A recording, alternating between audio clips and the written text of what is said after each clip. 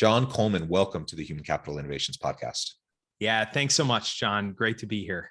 It is a pleasure to be with you. You're joining us from Atlanta, Georgia. I'm south of Salt Lake City in Utah. And today we're going to be talking about purpose in life, purpose in work, and how we can go about crafting more purpose into our work. I think this is super important for everyone listening, regardless of your formal or informal titles and roles and leadership responsibilities. We need to take responsibility to craft our own work experience around our purpose. As leaders, we need to do the same for our teams, for our people. And so that's what we're going to be exploring and discussing together today. As we get started, I wanted to share John's bio with everybody. John Coleman is an investor, writer, and public speaker, a frequent contributor to Harvard Business Review.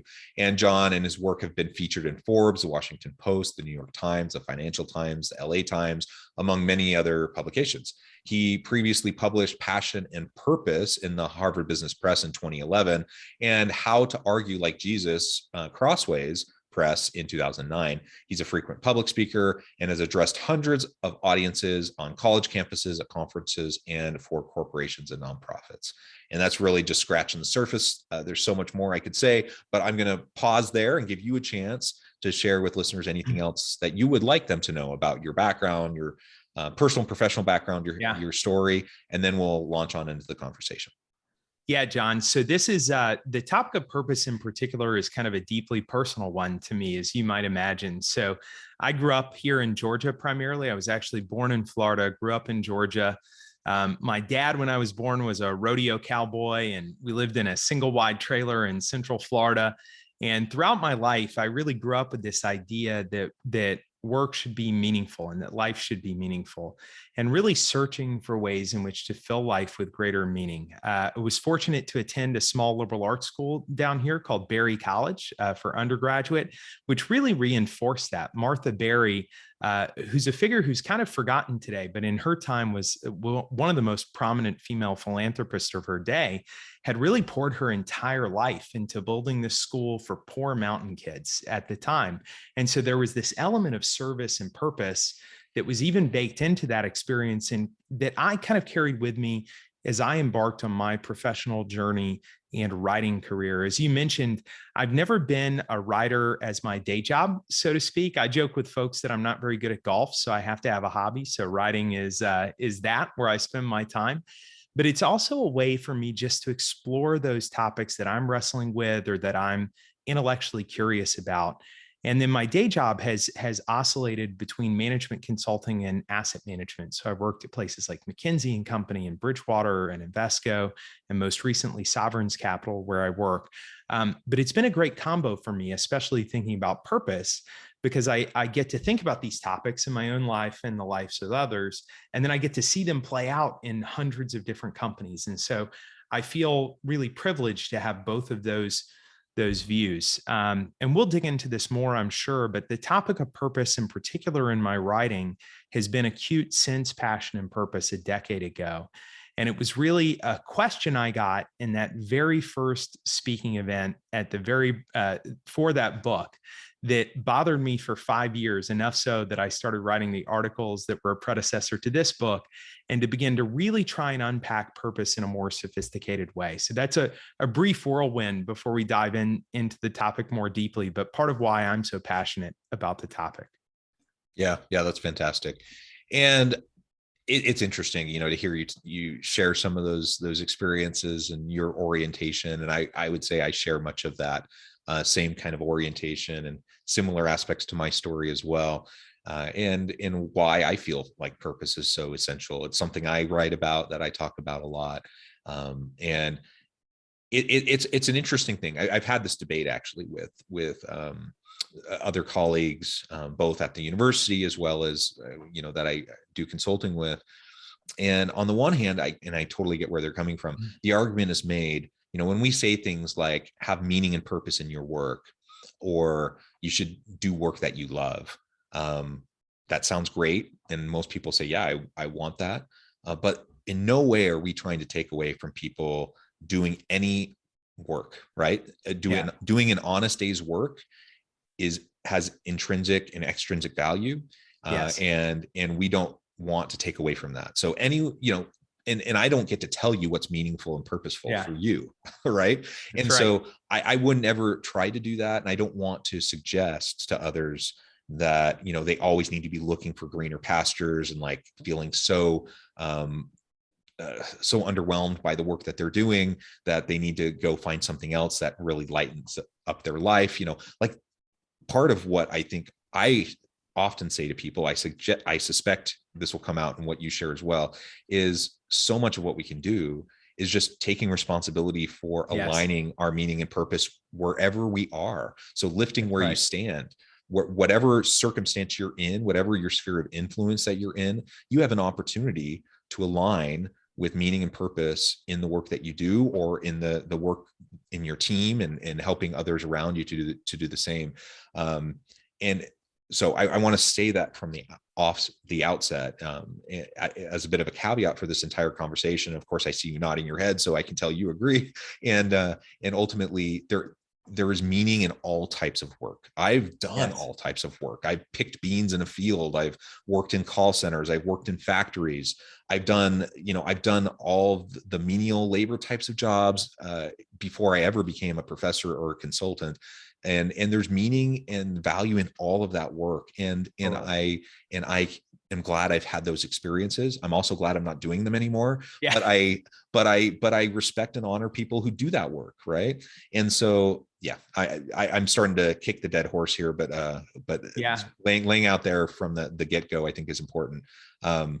Response, because I see you nodding the whole time. I'm totally agree with you. Totally agree with you. And in fact, in the book, our very first example, our introduction to the topic is a bus driver named Curtis Jenkins down in Dallas, who's like one of the most purposeful guys in the world. And a big part of why I wrote this book was because I think we hold on to a fundamental misconception about purpose as a society that leads to incredible angst and an incredible set of misperceptions about the ways in which we can get purpose. I kind of call it the Hollywood vision of purpose sometimes. And again, the very first group that I did when we launched Passion and Purpose years ago, a young lady stood up, very first question, and asked me, how do I find my purpose, right? Question I shouldn't have anticipated. I didn't. I had no good answers for it. But what I began to realize over 5 years was that I thought the question itself, which I had often asked myself, was wrong, right? The idea that there's some big purpose with a capital P, this one profession or this one pursuit that will change our lives, was actually the source of so much anxiety and angst and disillusionment in our society. It's Hollywood because it's the hero's journey. It's every story you've watched, whether it's Neo in the Matrix or Rey in the new Skywalker series, where the hero is living out some unfulfilled life, and then something just comes out of the sky and gives their life meaning, right? Puts them on a big journey. And I find that that's what a lot of people think of when they think of purpose, is I got to get this, lightning's got to strike. I've got to find this pot of gold at the end of the rainbow. And my life's going to be meaningless if I don't find this one pursuit to transform it. And I think instead that causes us more problems than it helps to solve. And I think that misconception is at the root of why so many people are dissatisfied, why so many people leave one job only to end up in in another unfulfilling job, why people leave relationships that then become unfulfilling in their next relationship. And the way I talk about it in the book is 3 fundamental myths. One is that purpose is that purpose is a thing that you find. And I think that purpose is something you build, right? And part of the effort of the book is to restore agency to individuals who are seeking purpose. It's not something you're just going to stumble across, at least for most of us, but it exists in the framework of everything we have around us, whether it's our work or our personal relationships or our community involvement. The challenge for us is to really mine those experiences for that different source of meaning and cultivate it, to build it into what we do. The second myth I think people hold on to is this idea that purpose is a single thing, right? And I think that's incredibly destructive, because even if you find something that's really purposeful, what happens if that purposeful thing goes away? If you lose your job, if you lose that relationship, then your whole identity collapses, right? You're literally without meaning if that happens. And instead, I think that purpose is plural. It's around us all the time. It's in your relationship with your kids. It's in the hobbies that you pursue. It's your relationships at work. It's the different crafts that you take on at work. And then the third myth that I try and deconstruct is that purpose is stable over time. How do I find my purpose? Mark Twain is often falsely attributed the quote, "The two greatest days in your life are the day you're born and the day you find out why." And that's like really romantic, right? But it indicates that there's this like one thing that will transform the rest of your life. And instead, I think that we go through natural changes in purpose over time. So the ways I get meaning as a high schooler or a college student or a new employee are different than when I'm mature in my career, are different than when I seek a second career or enter retirement. And that instead of learning to resist those or to experience anxiety about those, that we should actually embrace those shifts. And so I think I entirely agree with what you're saying, which is anybody anywhere right now has a meaningful life. It's just that we've been trained not to see it, right? And I think that if we learn to see it, we can then take agency over cultivating it into something that's even more meaningful and creating a life that's more flourishing. Yeah, I love that. I think we need to, let me say it this way. We need to look for the good in any situation we find ourselves in. And that's not to suggest that there aren't really horrible situations and pain. And if you're in abusive relationships, you need to get out of there and so on and so forth. Right. Sure. If you're in a workplace for sure with an abusive boss, get out of there. For sure. But if we're not talking about toxic, unhealthy relationships, toxic, unhealthy, places, then let's look for the good. Let's look for the opportunities. And in every place that we find ourselves, there's going to be opportunities to lift and serve those around us. There's going to be opportunities to learn and grow new things. And both of those alone provide so many opportunities to derive meaning and purpose in the work that we do, not to mention all the other things in developing our skills and feeling that we have, increased competencies and capabilities. And I mean, there's just so many things. And the reality is that everyone has different salient drivers, and meaning and purpose looks different again for me than it does maybe for you or for 10 other people walking down the street. And that's okay. Like we don't want to be clones of each other. That would make for a super boring world. And so I'm glad that there are people that love to do things that I hate to do. I sometimes share this, I switched majors a bunch of times as an undergrad student. And part of it was me trying to find myself and try to figure out, like, what do I like to do? Well, I was an accounting major. So one of the iterations was I was an accounting major, and I was actually really good at it. And I was in a really great program. If I would have completed that program, I would have been guaranteed a stable career, a successful career. The only problem was, and gratefully, I learned that I actually hated doing it. And so I couldn't see myself doing it. I'm glad I didn't do that. Does that mean that anyone who thinks accounting is awesome is delusional? Of course not. Like, I'm glad there are really competent, capable accountants out there who love doing their job.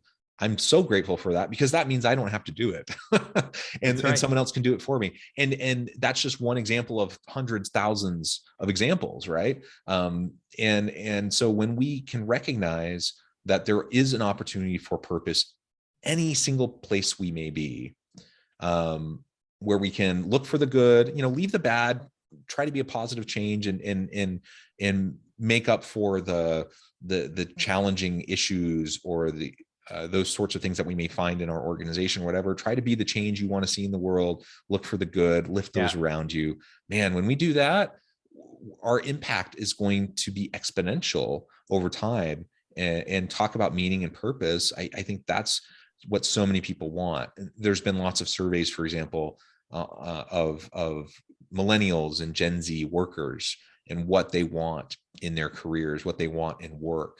And so many of them, disproportionately, so many of them really say that purpose, meaning and purpose, and being able to make an impact in the world is one of their top things. Okay, let's help them get there. As leaders, I know I have this passionate person coming into my team who has all this drive, who wants to change the world. Okay, what can I do to help them discover that within themselves, discover what their talents are, discover their strengths, and how they can make a meaningful, sustainable impact with their team, with the world around them. Man, talk about how I can really leverage the people on my team as a leader through purpose. So many different facets of this. And I love the 3 key points that you just shared.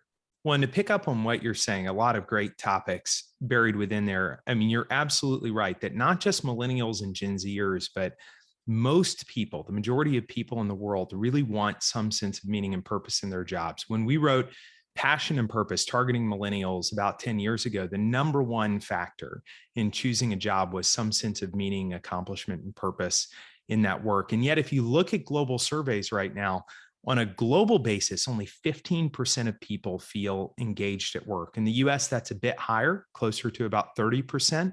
But there's this stark contrast between people really wanting purpose and meaning in their work and finding it incredibly difficult to achieve that. And I do think that's partially because we're just thinking about it in the wrong ways, and companies are thinking about it in the wrong ways. You mentioned not only that it's okay for people to have different sources of purpose, but I think it's absolutely essential. The most intricate and marvelous thing in the world is the individual human being. Each of us is different than the others. Each person is incredibly unique. Each person has different motivations and values and interests. And so trying to craft something one size fits all for an entire group, even the size of a company, I think is a fruitless endeavor. And what I find companies do that goes wrong is they'll start with why. Simon Sinek got everybody thinking about that. And so they'll craft a company purpose and they'll release it to the world, and they'll think, okay, now everybody's got a purpose. But they don't think about how to connect that company purpose to the real sources of meaning that are diverse and unique to every individual in that company. They think, I got this sentence that'll give everybody guidance, but they don't think what does that mean to Elise in accounting? What does that mean to Sherry in HR? What does that mean to Adam, in the general management of this business in Salt Lake? And they don't think about how that can play out in their lives. And then on the employee side, or on the individual side, people don't think about how to transform their work into something they find more meaningful. In the management literature, I'm sure you're familiar with, part of this is referred to as job crafting. It's the idea of taking the job you have and making it the job you want, essentially, by tweaking the things that you're doing. Again, the very first example, if people think, oh, my career, I can't do this, in the book is this astounding guy I met over writing this book called Curtis Jenkins, was a bus driver in the Dallas school district. And got covered by the news, was how I encountered him. I found a little YouTube video about his experience. And they were covering how he had created what they called a yellow bus utopia on his school bus. School bus driver is a hard job. I was on a school board for a while. It's thankless. Kids can be rough on school buses. You're sitting a lot, and you can view your job as just like putting your head down and getting from point A to point B to drop the kids off. Curtis reconceptualized his job as being the first adult that the kids encountered every day when they went to school, and the last adult that they encountered when they came home at night. And he viewed that school bus as a way in which to create a community that could help those individual kids flourish at a really challenging point in life, regardless of what their family life was like or their school life was like. So he assigned everybody on the bus titles. They'd be the secretary or the president or, all these different things. He'd dig into their backgrounds and learn about their interests. He found out, for example, one girl was really promising in art and brought him one of her pictures. He then got that screen printed onto a t-shirt that she could wear to show off her art. He's always doing these little things just to try and uplift these kids and help them to experience greater happiness and meaning in their own lives. And it's an example of where, he took this job that could be terrible, honestly, and he converted it into a job that's changed literally hundreds or thousands of individual lives. Some of these kids were crying, talking about how they wished he was their dad. And it was just a reminder for me that no matter what we're doing, I'm privileged to work in jobs that people admire, actually, or want to be a part of. There is no job on this earth, almost with maybe a few exceptions, that can't be full of meaning if we learn to see it And if we really take responsibility for transforming it into a way to serve others, to try and do good in the world, and to try and accomplish a craft, to do something with great skill that other people might overlook. Yeah, and I really like that bus driver example, because again, it demonstrates how any seemingly insignificant, seemingly menial type of job can actually end up having all sorts of additional value, and we can create that environment. And I remember back to when I was a young student going on school buses, and I remember hating going on the school bus. Yes. Yeah. For a variety of reasons, and in part just, especially in junior high. Man, it's kind of, junior high is a rough time. It's brutal. It's a brutal time. And so Yeah. any chance you have to give kids meaningful mentor relationships with good adults who treat them well, treat them with care, with respect. Man, I mean, that's so valuable. And that this individual took that upon himself to create that environment. That's fantastic. How can we do that in any type of job that we find ourselves in? The reality is those opportunities are there. And I love the creativity in that example that you provided. Let's think about our own jobs, how we can do that. Let's think about members of our team. There are always aspects of the work that we do that we may not love. I've joked on the podcast before, I'm a professor and I love my job. I don't love grading papers. That's like not my favorite.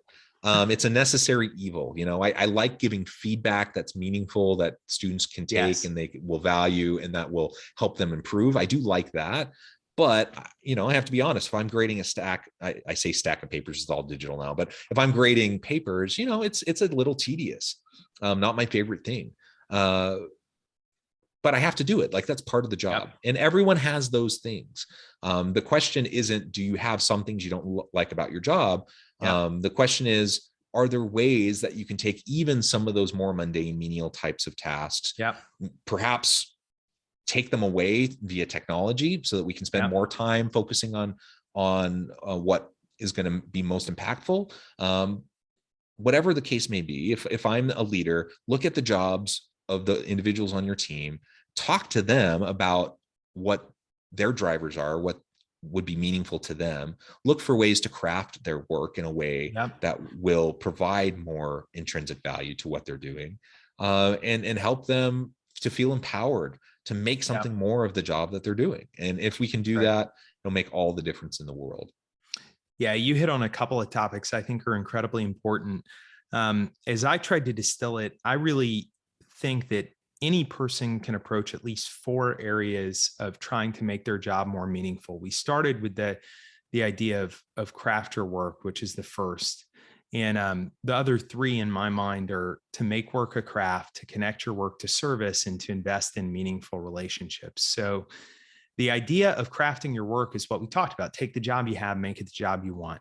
Delegate tasks that aren't up your alley. Find new ways to do them that's more meaningful. Take on additional tasks with that free time that you find more meaningful, as Curtis did, or there are some other great stories we could get into. The second that I think we've really lost is to make work a craft. So a little play on words, but there used to be this idea of craftsmanship in most professions, whether you are a farmer or a cobbler or a leather worker or an iron worker. It was a craft. You perfected it. Sometimes over generations, people would do this for multiple family generations, and it would seem monotonous, but what they got joy in was this idea of truly perfecting their activities. And I find that today, a lot of us feel less meaningful because we don't look at our job or the activities within it as an opportunity for craft, to take something, whatever it is, maybe it's even grading, and learn to approach that to try and be the best that we can possibly be in that. I remember, to show you how big a nerd I am, an example from my own life was early in my career, I built a lot of financial models, Excel models. And I nerded out on them. I not only wanted to have the most elegant formulas, the easiest to use models, I'd build macros, and the clients would come in and press a button and it would run different scenarios for them. And I tried to make sure my formulas were as short as possible within the cells. I didn't want to just get it done. I wanted to get it done elegantly.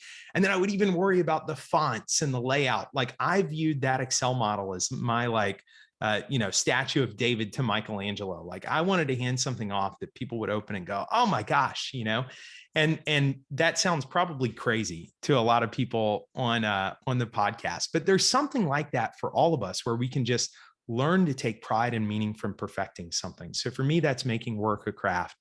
And then the final two parts are connecting your work to service, which, if you look at all the social science research, one of the only things, the next thing is the other thing that's common amongst all the research studies, is that those who engage in acts of service are happier and more fulfilled than those who don't.